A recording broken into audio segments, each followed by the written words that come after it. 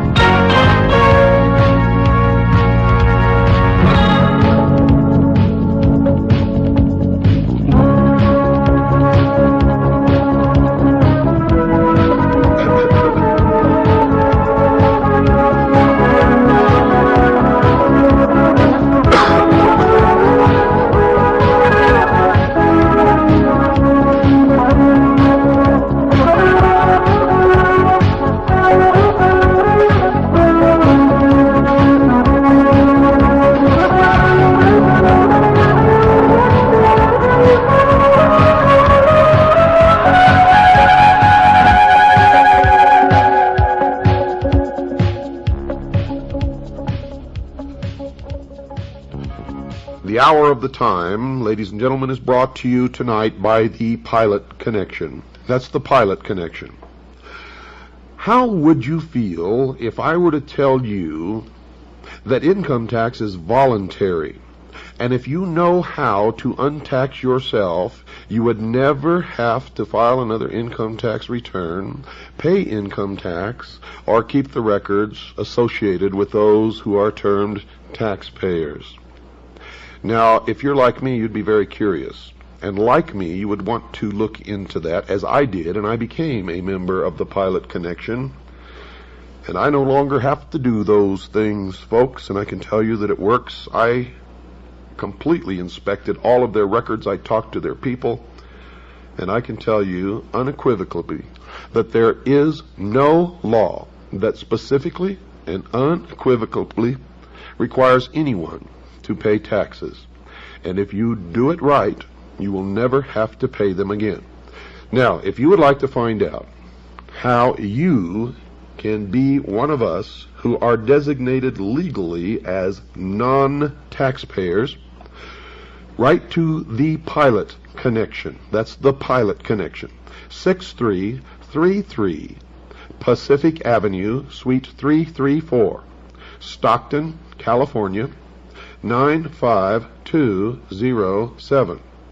That's 6333 Pacific Avenue, Suite 334, Stockton, California, 95207. Or you can call them at area code 209-957-5493. That's 209-957-5493. Tell them William Cooper sent you. Well, folks, we left off with a great revelation for those of you who were listening last night. For those of you who weren't, you need to order the tapes, beginning with the tape of February the 11th, Thursday night, February the 11th, which was, the name of that tape is The Dawn of Man.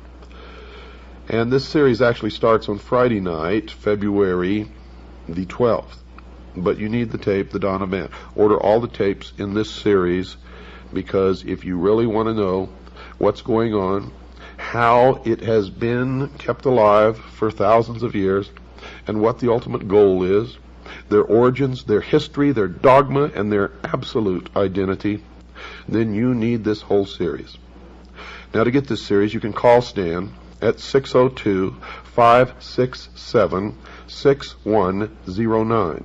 That's 602-567-6109. If you're a CAGI member, just send in $7.50 per tape. Tell them which tapes you want, and you'll get them. If you're not a CAGI member, they're going to cost you $17.50 per tape. No buts, no exceptions, no deals. Want a deal? Join CAGI, folks. That's how we support ourselves, and that's how we get people involved. Well, let me continue. And I think tonight is really going to open your eyes. And remember, we're nowhere near even begun. We got a lot of shows to do on this, folks. And it's going to blow your mind if it hasn't already. I think some of you out there already know that. Now, if we concede that Osiris is the positive pole of the universal life agent, as the mystery school does, then Isis becomes the receptive pole of that activity. He is the doctrine, she is the church. As in Christianity, it is customary to refer to the church as the bride of Christ. So in Egypt, the institution of the mysteries was the great mother, the consort of heaven herself. From this interpretation, we gain a deeper insight into the symbolism of the whole Osirian cycle. Isis, you see, becomes the temporal order of the priesthood, the accumulative body of initiates. She is personified as the temple. She is the mother of all good, the protectress of all right, and the patron of all improvement. Now remember, this is the belief of the mystery schools. I'm not telling you what I believe. What you're learning on this program is what the mystery religion really is. Its origin, its history, its dogma, and its identity. So don't get confused here. Don't get confused. According to the mystery schools, she ensures nobility, inspires virtue, and awakens the nobler passions of the soul. As Diana of Ephesus, she is the multimamia who feeds all creatures from herself. And many of you may have seen illustrations in books or little statues or portraits or pictures on somebody's wall of Isis in the role of the multimamia, where she has many breasts all over her torso and on her legs and arms, all over her body. Well, that's what this represents. As Diana of Ephesus, she is the multimamia who feeds all creatures from herself. Like the moon, she shines only with the light of her sovereign sun, spelled S-U-N, even as the temple can only be illumined by its indwelling truth. So Isis is the moon, Osiris is the sun. And remember what this means, folks. He is the doctrine, she is the church. You see, the Osirian legend, the Osirian cycle, was never about real people. It was never about gods or goddesses. But it is the method by which the real object of worship and the real mystery of the mystery religion of Babylon has been concealed. And it is only one of the ways, as you will see. Typhon, according to the mystery schools, is the embodiment of every perversity. He is the negative creation, the Ahriman of Zoroastrianism. And remember, we talked last Thursday about the movie 2001, and in the beginning of the movie, the musical score that you hear, the name of it is Also Sprach Zarathustra, which is a tribute to Zoroaster, which is the androgynous god. The combination in one of the positive, the negative, good, evil, male, female, etc., etc., etc. It is the concept that Christ is also Lucifer, or that they are twins, and that's what they teach in the Mormon Church. Typhon, according to the mystery schools, is black magic and sorcery, the Black Brotherhood, also known as the Jesuit Order. Nephthys, his wife, is the institution through which he manifests. He is neither a single evil, nor even a sequence of ills, but an infinite diversity of them, indescribably insidious, empowered to infect the fabric of church and state. The enemy of the mystery schools are three: the church, the state, and the mob. And of course the mob is us. Typhon lured Osiris into the ark of destruction at the time when the sun enters the house of the scorpion. Hence we know him to be the eternal betrayer, or Judas, that ageless Judas who undoes all good things and inevitably presages ruin. He is the power of the physical universe, which is constantly seeking to destroy the spiritual values locked within its substances. You will see that they have a talent for turning things around. He strikes in the 8th month, and now it is supposed that a child delivered in the 8th month of the prenatal epoch cannot live because of the curse of Typhon. Osiris was born in the 7th month, and thereafter it may be said of him that he was delivered prior to the rule of Typhon. And that's why our forefathers, all Freemasons, established this country by the signing of the Declaration of Independence in the month of July. And this will all become clearer to you as we go along. Of all good things, Typhon is the opposer, according to the mystery schools, occupying the position of the eternal negative. This evil monster may well be generalized under the appellation of the adversary. In the initiation rites, he is also the tester, or the trier. Quote, "The Lord who is against us," unquote. According to the mystery religion, he is the personification of ambition, and ambition is the patron of ruin. It was ambition that set Typhon plotting for the throne of Egypt, designing how he should destroy the power of his brother. A learned Jesuit father sees in Typhon Cain and in his brother Osiris Abel. If such a parallel actually exists, then the biblical allegory is susceptible of the same interpretation. But you see, they have twisted everything around. Adam Weishaupt, the founder of the Illuminati, was a Jesuit priest and a professor at Ingolstadt University, which is a Jesuit university. The Jesuit order was founded by Ignatius Loyola. He was the head of the Ilumbrados in Spain, which is the order of Illuminati long before Adam Weishaupt even came along. He was arrested by the Dominican monks under the Inquisition and used his power of association of those who had influence and power to beg an audience with the Pope. Now, nobody knows what occurred during this audience, but he emerged as the head of a new order called the Jesuits. Now, the Jesuits was just another name for the Ilumbrado, for he took his organization that he already controlled and made it into the Brotherhood of the Jesuits. The Jesuits went on to foment rebellion everywhere that they went, and the Pope gave them incredible power and made Ignatius Loyola immune to any prosecution from any source. And it was they who trained Adam Weishaupt, and it was Adam Weishaupt who formed the branch of what we all know as the Illumined Ones, known as the Illuminati in Bavaria, where he sent out agents to infiltrate the lodges of the secret societies throughout Europe. Now you will begin to understand this even more, folks, as we go along.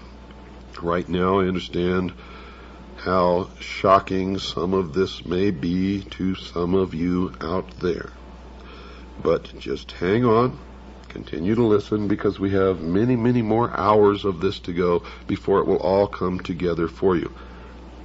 But I would suggest that you begin study on your own. It doesn't matter if you get ahead of us, because you will always need some of the information that I'm putting out here, no matter how ahead you may get or what you already may know, simply because I've done well over 23 years of research into this, and I must know something that you don't know.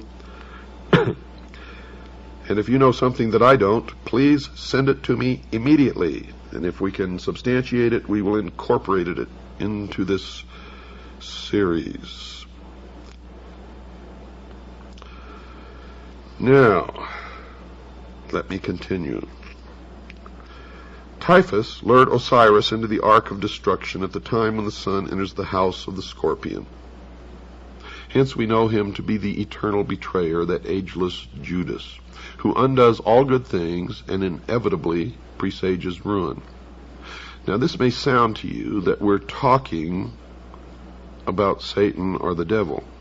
But you see, in the mystery schools, they consider their god, Lucifer, to be the true, good God, and they consider the God of Christianity to be the evil God. Now, if you listened on the night of the 10th, the 11th of February, Thursday, you already understand this concept. Because the mystery religion of Babylon believes that man was held prison in the bonds of ignorance in the Garden of Eden by an unjust, vindictive God. Lucifer, through his agent Satan, and many believe them to be the same entity, and that's okay. Lucifer, through his agent Satan, released man from the bonds of ignorance with the gift of intellect. And through the use of that intellect, man himself will become God. And that's the heart and soul of the dogma of the mystery religion of Babylon. Now, since I am taking the content of all of these episodes directly from their own teachings and their own writings, so that you'll know that this is exactly what they believe, sometimes it may sound to you like these are the good guys. But remember, they are the ultimate perfection of deception. And they have intentionally made it this way so that they can get people to join them and stay with them until they're so deeply involved and committed that it's too late. And that is why the degrees of initiation.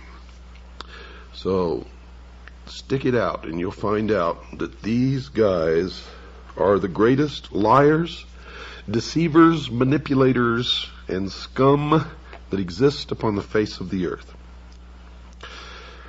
Typhon, in their teachings, is the desire of the few pitted against the good of the many.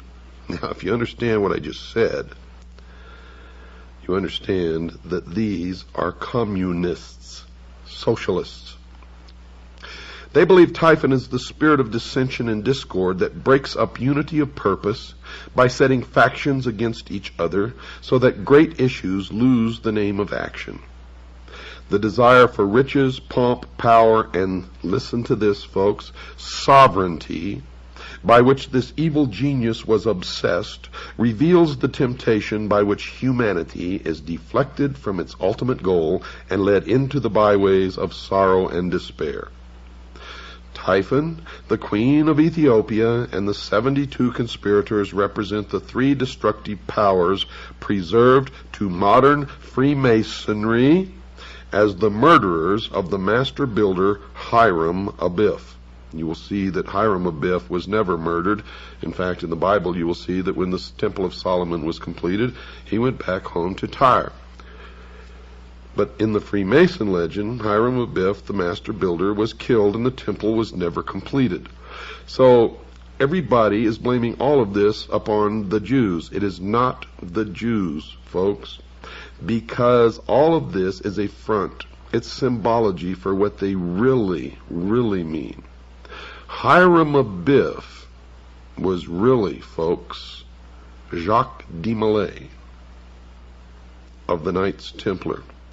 And all of this will make much more sense to you several shows down the road, because we have lots and lots of information to go through before you put it all together.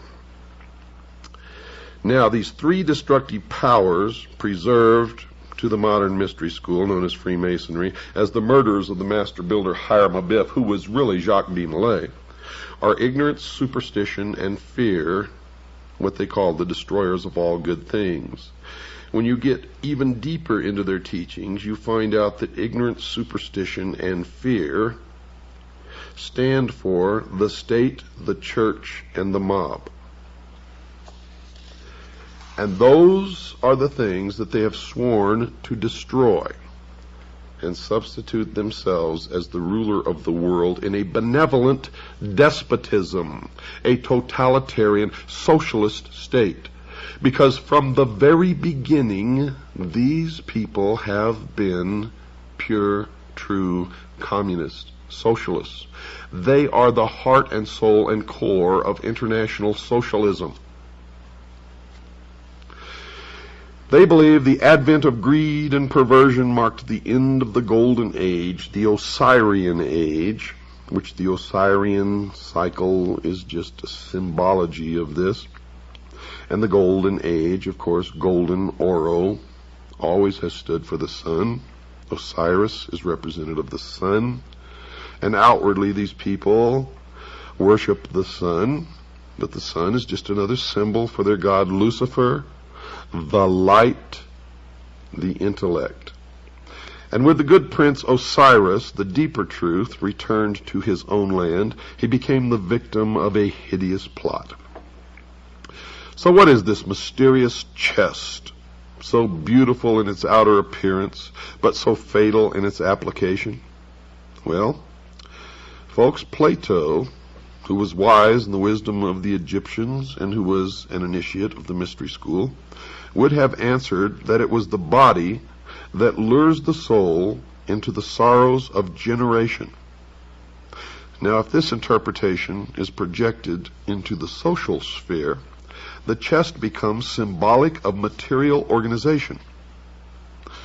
Witness the application of this thought to Christianity, where the pomp and glory of the outer show of a vast ecclesiastical mechanism has all but destroyed the simplicity and dignity of the primitive revelation of the mysteries.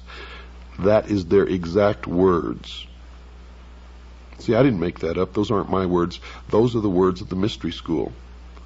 And it is an indication, if you didn't think so yet, that Christianity is their enemy. They intend to destroy Christianity and all Christians. The blood will flow when the new world order takes power in the world.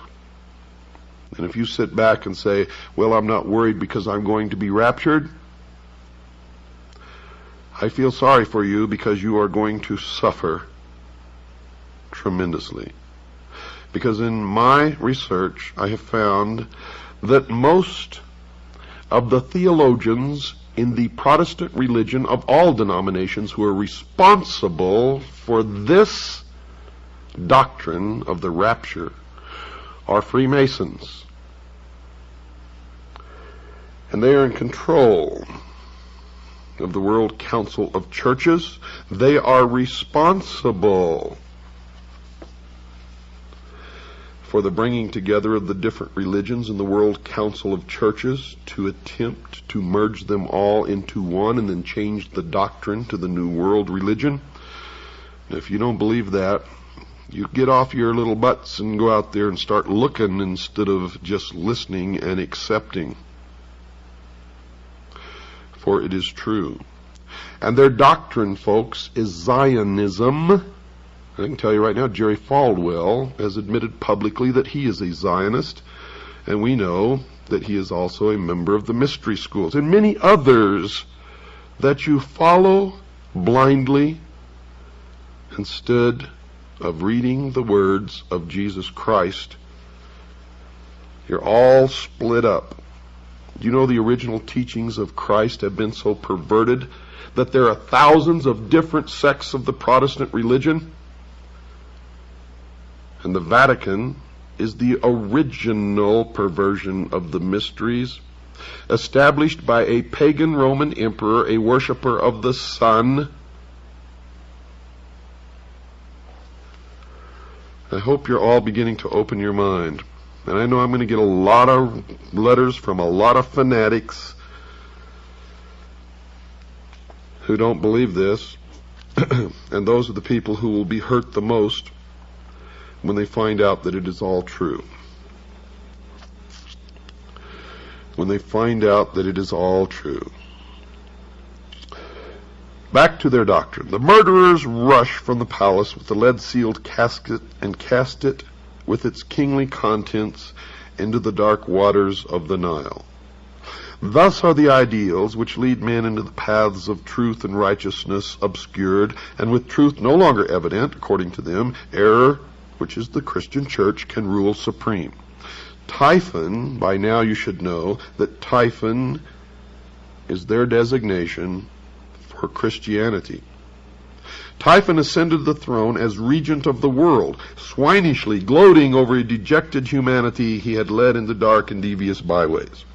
By the Nile may we not understand the river of generation, in the current of which souls imprisoned in mortal nature move helplessly upon the never-ceasing current.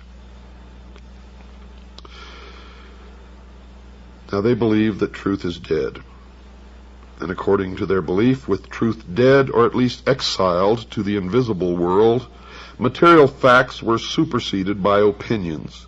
Opinions bred hatreds, and men finally fought and died over notions both senseless and soulless. And that is another deception and another lie. For in my research I have found that in every instance of the most terrible things and wars that have ever happened on the face of the earth, these men are the ones who have brought it about. Have brought it about. Greed became the dominating impulse, they say, gain the all-absorbing end, and ruthlessness the all-sufficient means. In the dark ages of uncertainty, when reality hid its face and no man dared to know, the leering Typhon ruled his ill-gotten world, binding men to himself by breeding 1,000 uncertainties to sap courage and weaken conviction. Men ask, why seek to know? Knowledge does not exist. Life is a cruel jest, purposeless and of short duration. Because the human mind demanded intellectual expression, Typhon sowed the seeds of intellectual confusion, so that numerous orders of learning appeared which were convincingly plausible but untrue. These various orders of thought survived by catering to the weaknesses and limitations of the flesh. Today, our great industrial civilization is feeling the heavy hand of an outraged destiny. The evil genius of our ambitions has again undone us, and our follies crumble about us. Typhon rules the world, for the earth today is the arena of the ambitious. Remember? Typhon is their symbol for Christianity. Don't go away, folks. I've got to take a short break. I'll be right back after this short pause. I want you to have a pencil and paper with you. I'm going to give you some information. I shall return. Well, that didn't take long, did it? Tonight's show, folks, is brought to you by the Pilot Connection. The Pilot Connection. Write down this address. 6333 Pacific Avenue, Suite 334, Stockton, California, 95207. That's 6333 Pacific Avenue, Suite 334, Stockton, California, 95207. Or you can call them at area code 209-957-5493. That's 209-957-5493. Who is the Pilot Connection, and what do they do? Well, the Pilot Connection is an organization, a First Amendment educational society that specializes in teaching people the true law about income tax. Did you know that income tax is voluntary? Well, it is, folks. But you just can't go and stop paying income tax and say, I volunteer not to pay, because you've entered into certain adhesion contracts which make you liable for income tax. But the Pilot Connection can tell you how to untax yourself legally and lawfully, so that you never have to file another return, pay another nickel of income tax, or maintain the records that those designated as taxpayers because of their adhesion contracts have to do. No, if you go through the Pilot Connection, you will become legally designated a non-taxpayer. I am a member. I have done this, so have tens of thousands of other people. And I can tell you that it is true, that it works, and that you will have no problem with the IRS, unless, of course, Congress changes the laws down the road, and then we will have to see what those changes are if they do that. And if they change the law and then it becomes binding that we have to do it again, then we will have to do it. Okay. Now, if you would like information on how to join the Citizens Agency for Joint Intelligence, which is our private intelligence organization, the largest and the most successful in the world, and if you've been listening to this program, you know that that is true. Now, if you'd just like to join, send us $45. Just send $45. Tell us you want to become a CAGI member, and we'll put you on the rolls and send you all your information, your press credentials, and everything else that you get along with your membership. And believe me, it's well worth your while. Your money comes back to you 1,000-fold, as our members, our current members, will be happy to tell you. That is, if you use the benefits. Or if you would like a packet of information, or if you'd like to purchase my book, Behold a Pale Horse, which is 500 pages of the most suppressed information ever published in the history of the world. Call Stan. Talk to him. He's my right-hand man. His number is 602-567-6109. That's 602-567-6109. Or just write to Stan and ask him for a packet of information. Write to Stan, S-T-A-N. Post Office Box 889, Camp Verde, Arizona, 86322. That's Post Office Box 889, Camp, spelled C-A-M-P, Verde, which is Spanish for green, spelled V as in Victor, E-R-D-E, Arizona, 86322. Well, let's get back to where we left off, folks. What then of Isis, the mother of the mysteries? She who was so defiled and desecrated by the profane that her sages and prophets were forced to flee into the wilderness to escape the machinations of the evil one. Is she not the woman clothed with the son of Revelation who flees with her man-child into the wilderness to escape the evil purposes of the great dragon? Well, folks, that's what the mystery school believes, but I can tell you that's not true. You see, the mystery school was the original college run by Nimrod in the city of Babylon. And the college was a college of priests who practiced the religion of the sun. The college, the adepts, the initiates, the priests were scattered all over the world when Seth, the son of Noah, came with an army and defeated Nimrod.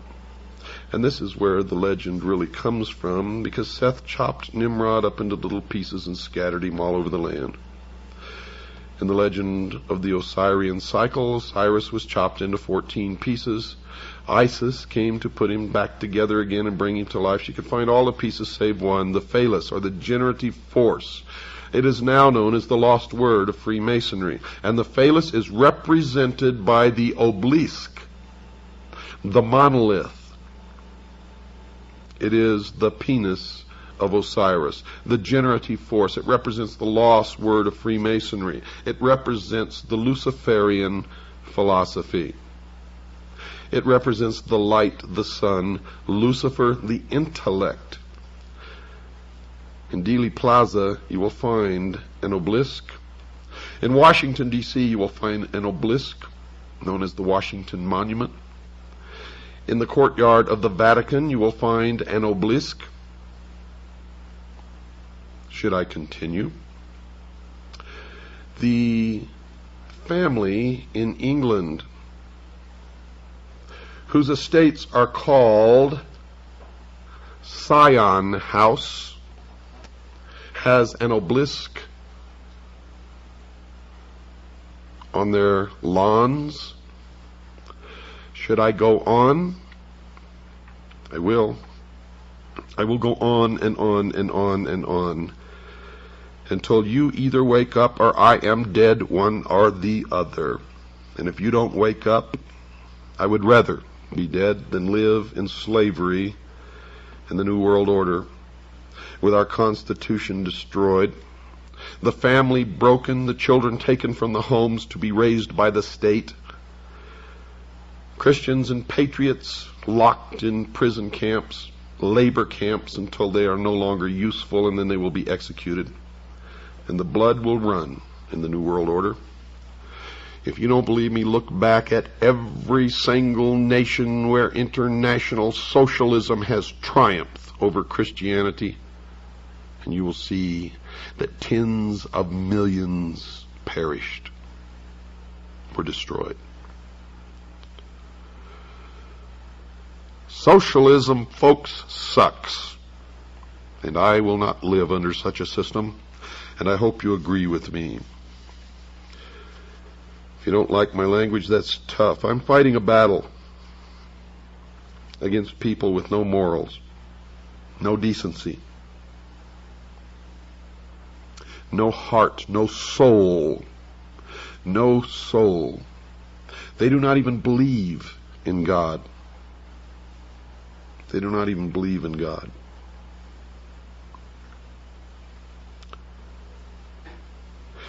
The glory of Egypt, according to these people, ceased with the death of Osiris. The mighty temples still stood, but the God who illuminated them had gone. The priests bowed helplessly before the dead embers of their altars, and one by one the sanctuaries crumbled into ruin, and the custodians of these ancient truths hid themselves in obscure corners of the earth, lest they be hunted down and slain for the sin of dreaming and hoping for a better day. Isis then, as the scattered but still consecrated body of initiates, began the great search for the secret that was lost. And this is all in reference to Seth's army scattering the college of priests in the ancient city of Babylon. And later it refers to the Knights Templar, who brought the mysteries from the Middle East to Europe.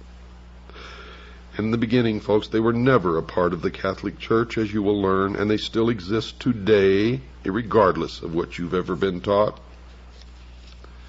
For they are the mystery school today.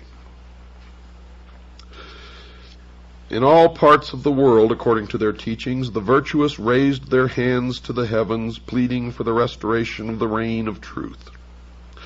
This congregation of those who prayed, who labored, and who waited, the great congregation of a world in anguish, this is Isis in sackcloth and ashes, searching for the body of her Lord.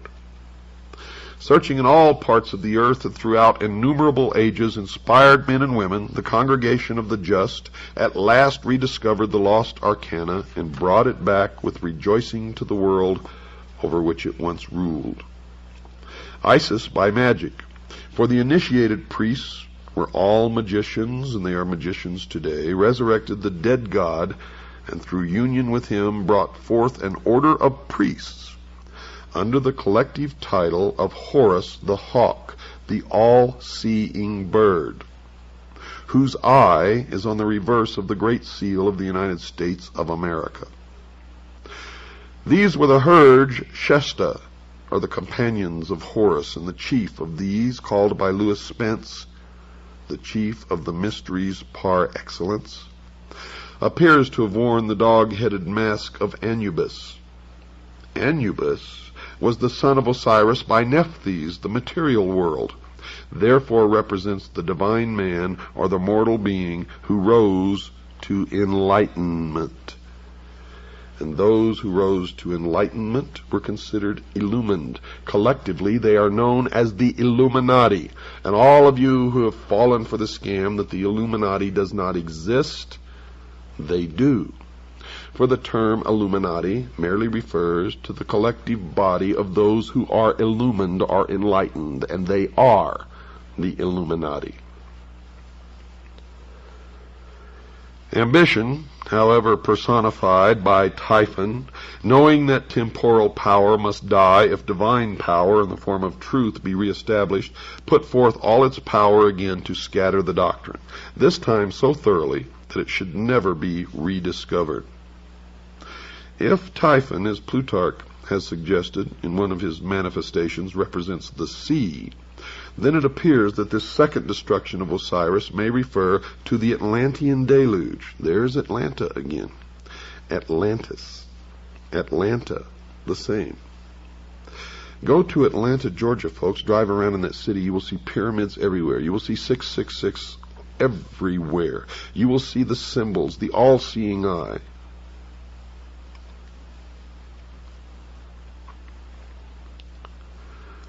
Osiris may refer to the Atlantean deluge, by which the doctrine was swallowed up or lost, and its fragments scattered among all of the existing civilizations of that time. And the story continues.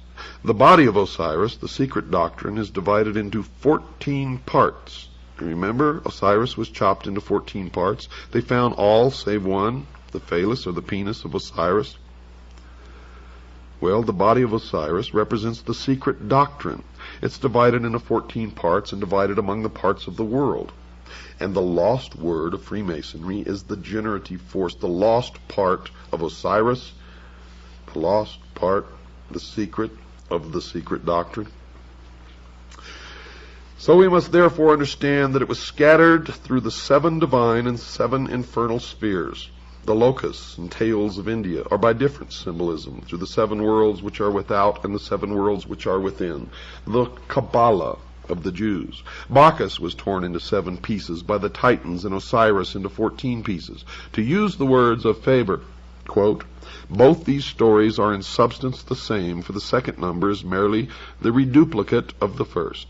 By a variation of much the same nature, the ancient mythologist added 7 Titanides and 7 Kabiri to the 7 Titans, unquote.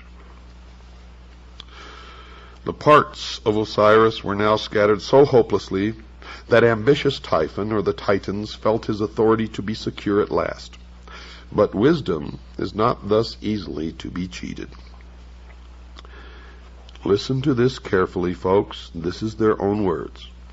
In the dark retreats of Islam, the Sufi explored the depths of nature. Among the Jews, the learned rabbins unraveled the intricate skein of Kabbalism. Among the Greeks, initiates rose to life through the nocturnal rituals of Eleusis. In India, neophytes were brought to the contemplation of the triple-headed Brahma at Elephanta and Ellora. Through the Middle Ages, the alchemists in their retreats explored the infinite chemistry of existence. The Illuminati sought the pearl of great price, and Rosicrucian adepts sought to recast the molten sea. All these together were but Isis, still searching for the members of her Lord. At last, according to the tradition, all these parts were restored again but one. But this one could not be returned. Now you understand why I tell you it's not the Jews, folks. If you're persecuting the Jews, you're making a big mistake. It is some of the Jews. It is some of the Catholics. It is some of the atheists. It is some of all of the people of all of the nations and races and religions of the world. And outwardly, if they attend a church in your neighborhood and profess to believe in that religion, it is a lie. It is how they gain influence and power in that community. For they worship one God and one God only in the temple without windows, the headquarters of which in this country is exactly 13 blocks from the White House. The Egyptian allegory tells us that the phallus of Osiris was swallowed by a fish. Now, folks, this is most significant, and we may even infer that mankind itself is the fish, but it even goes any further, for this age has been known as the age of Pisces, the fish. The significant force and the power in the age of Pisces was Christianity, and the fish actually refers to Christianity. The phallus being the symbol of the vital power of the mystery school, and so used in Egyptian hieroglyphics. The phallus, then, is the lost word which is not discovered, but for which a golden replica is substituted. In the Egyptian hieroglyphics, the physical body after the death of the soul or its departure therefrom is called the Khat, or K-H-A-T, and the hieroglyphic for this is a fish. Thus, the physical body of man is definitely tied up in symbolism with the creature which conceived Sun, Horus, a term concealing the collective body of the perfected adepts who were born again out of the womb, swallowed the triple phallus of Osiris, the threefold generative power. This golden phallus is the 3-letter word of Freemasonry, concealed under the letters A-U-M. And all of those of you in the New Age movement, or all of those of you who fell for all these gurus who came over here and taught you to sit and meditate, and while you were meditating, hum this Aum, A-U-M.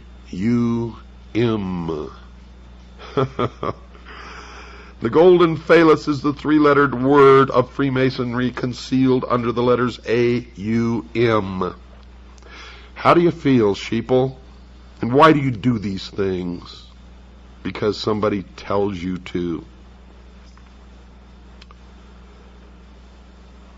Isis by thus modeling and reproducing the missing member of Osiris, gives the body of the god the appearance of completeness.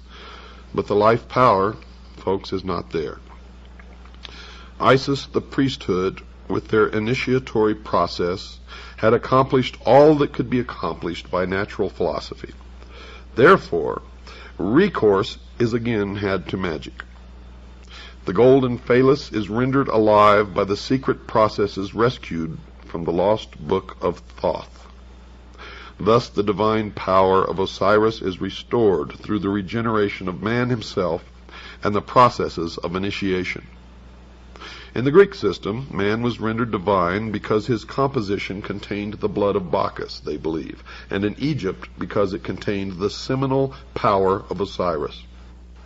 The institutions raised in the world to perpetuate the deeper truths of life, according to them, labored on through the centuries, seeking for the lost key, the living crux ansata, which, if rediscovered, would enliven and impregnate the whole world and restore the good king Osiris to the throne left empty by his cruel death. The purpose of the Osiric rite is therefore revealed as twofold. The first motive was the almost hopeless effort made by the bereaved Isis to restore her husband to life.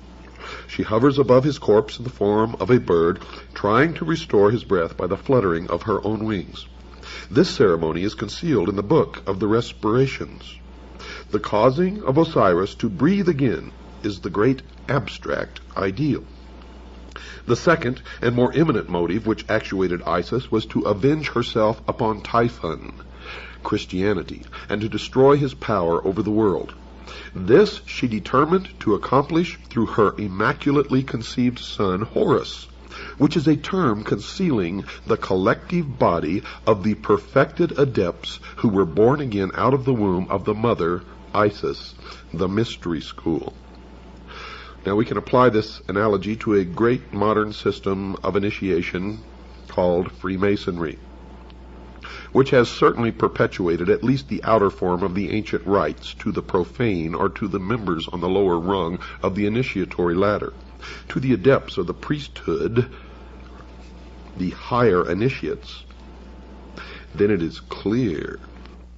You see, for Freemasonry as an institution is Isis, the mother of mysteries, from whose dark womb the initiates are born in the mystery of the second or philosophic birth. Thus all adepts, by virtue of their participation in the rites, are figuratively at least the sons of Isis. As Isis is the widow seeking to restore her lord and to avenge his cruel murder, it follows that all master masons or master builders are widows' sons. They are the offspring of the institution, widowed by the loss of the living word, and theirs is the eternal quest they discover by becoming. In the Egyptian rites, Horus is the savior avenger, son of Isis, conceived by magic or the ritual after the brutal murder of Osiris. Hence, he is the posthumous redeemer. Freemasons are Hori. They are the eye of Osiris, whose body, therefore, is made up of eyes. Each initiate is a Horus, each is a hawk of the sun, spelled S-U-N, and for one reason is each raised, and that is that he may join the army which is to avenge the destruction of wisdom and restore the reign of the all-seeing Lord, Lucifer. Each one is dedicated to the overthrowing of the reign of Christianity. The great battle in which the sons of the hawk rout the hosts of darkness is the mysterious Armageddon of Revelation. You see, they believe Lucifer is the god of light, and Jehovah, or Yahweh, is the god of darkness. They believe that the Armageddon of Revelation is the Kurukshetra of the Mahabharata and the Ragnarok of the Eddas. In this battle, the hosts of the adversary shall be routed forever. The great purposes of the Osirian rite are thus revealed in an unsuspected clarity. The Hershesti are philosophically opposed to the reign of ambition. It is their duty to reestablish that golden age when wisdom personified as Osiris and not selfishness personified by Typhon shall dictate the whole course of human procedure. The day must ultimately come when the Horai, by virtue of their royal purpose, accomplish the consummation of the great work. The great work, folks, is the elevation of man to the illumined man, or 666, and the establishment of a one-world totalitarian socialist utopia on earth. The missing word will be found, and the golden substitute will be replaced as promised in the ancient rite. Osiris will rise in splendor from the dead and rule the world through those sages and philosophers in whom wisdom has become incarnate. It should be particularly noted that the Egyptians do not regard Osiris as wholly dead, but view him as continuing to live in the underworld, where he superintends the ceremony of the psychostasia. The underworld is not the sphere of the dead alone. It is the world of the mysteries. Lucifer is therefore God of the hidden fane, the temple which is beneath the earth, the house of the low ceiling, the crypts into which the initiates go in search of truth. He is the dweller who abides in the darkness of the innermost. His throne is not in the objective world, but in that subjective sphere which is the inner life of man.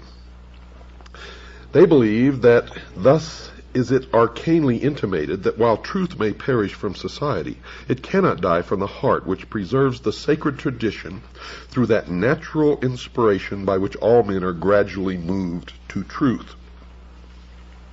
In the meantime, the widow Isis, the mystery school, continues to produce out of herself the host of potential redeemers. Spiritual education continues from age to age in secret, and though temporarily obscured in this generation or in that, its onward process, they believe, is inevitable. Out of the hidden house, guarded by the silent God, must someday issue the glorious and illumined Horus. 666 is the number of that man, the very incarnation of his own father, Osiris, or Lucifer, the personification of the Lord of Abydos, the avenger of all, and the just God in whom there is no death.